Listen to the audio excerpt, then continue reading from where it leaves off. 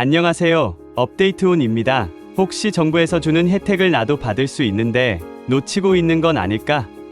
하고 궁금해 보신 적 있으신가요?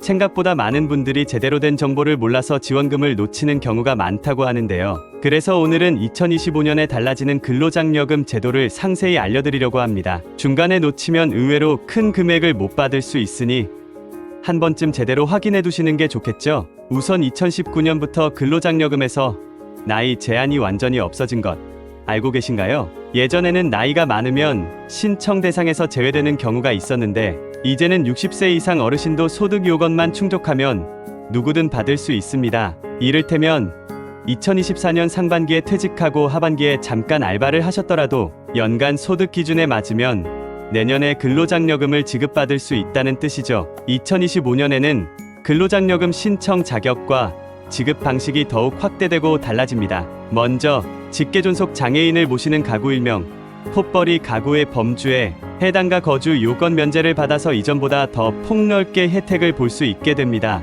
또 맞벌이 가구 총소득 상한선이 기존 3,800만 원에서 4,400만 원까지 한꺼번에 600만 원 인상되니까 그동안 애매하게 소득이 높아서 신청을 못했던 분들도 지원을 받을 수 있는 길이 열린 셈입니다. 근로장려금은 보통 전년도 소득을 기준으로 계산하는데 2025년부터는 상하반기 지급 구조가 조금 달라진다는 점도 알아두세요. 상반기에는 예전처럼 전체 금액의 35%를 먼저 지급하고 하반기에는 남은 금액을 분할해서 준다는 방식입니다. 상반기에 받았던 금액이 혹시 차이가 있나?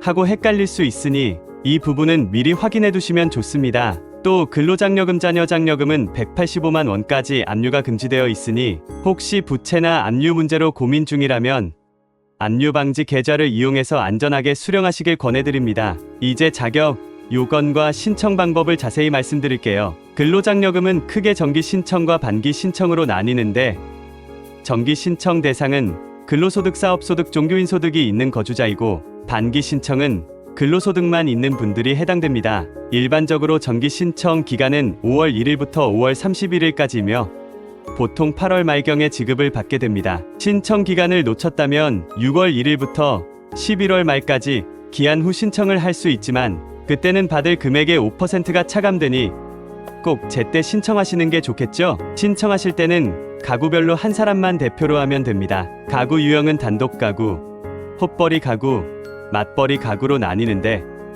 단독 가구는 2,200만 원 이하 소득이면 최대 165만 원, 폿벌이 가구는 3,200만 원 이하에 최대 285만 원, 맞벌이 가구는 3,800만 원 2025년부터 4,400만 원 이하에 최대 330만 원을 받을 수 있습니다. 자녀장려금의 경우 7천만 원 이하 소득인 가구는 자녀 1인당 연 50만 원에서 최대 100만 원까지 지급됩니다. 그리고 이때 연령 제한은 따로 없고 배우자가 있는지 18세 미만 자녀가 있는지 직계존속이 있는지에 따라 달라진다는 것만 기억해 두시면 돼요. 국적이나 전문직 종사 여부에 따라 신청이 제한되는 경우도 있으니 주의가 필요합니다. 예를 들어 매년 12월 31일 기준으로 대한민국 국적이 없거나 변호사이사 같은 일부 전문직에 해당하면 지급 대상에서 제외됩니다. 그렇지만 혼인으로 한국 국적의 배우자가 있거나 대한민국 국적 자녀를 양육 중인 분이라면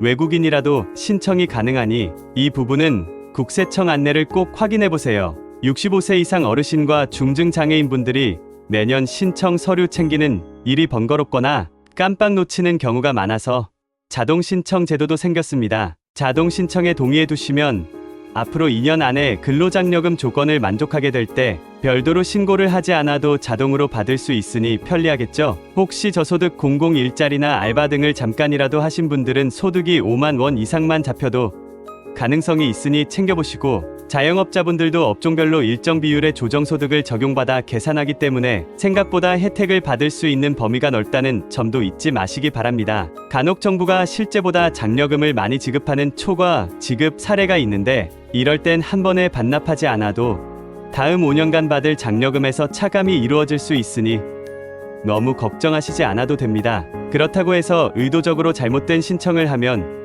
나중에 불이익이 있을 수 있으니까 정직하게 신고하시는 게 중요하겠죠? 또 재산 합계액이 1억 7천만 원 이상 2억 4천만 원 미만인 분들은 원래 받을 금액의 50%만 지급되며 부채는 재산에서 차감되지 않는다는 점도 꼭 알아두셔야 합니다. 신청 방법은 모바일 손택스나 PC 홈택스로 간편하게 할 수도 있고 ARS 전화로 음성 안내를 따라가는 방법도 있습니다. 혹시 더 궁금한 점이 있다면 근로자녀장려금 상담센터 1566-3636으로 연락해보시면 되는데 신청 기간에는 문의가 몰릴 수 있으니 시간을 넉넉히 잡는 게 좋아요. 이제부터는 내가 해당될 수 있는 요건들을 미리 챙겨보고 신청 기간을 놓치지 않도록 캘린더에 체크해 두시길 바랍니다. 막상 이렇게 제대로 알아두면 큰 돈을 놓치지 않고 받을 수 있으니까요. 지금까지 업데이트온이었습니다. 오늘 정보가 도움이 되셨다면 구독과 좋아요 꼭 부탁드릴게요. 앞으로도 변화하는 사회 이슈와 실생활 팁을 빠르게 전해드리겠습니다. 시청해주셔서 감사합니다.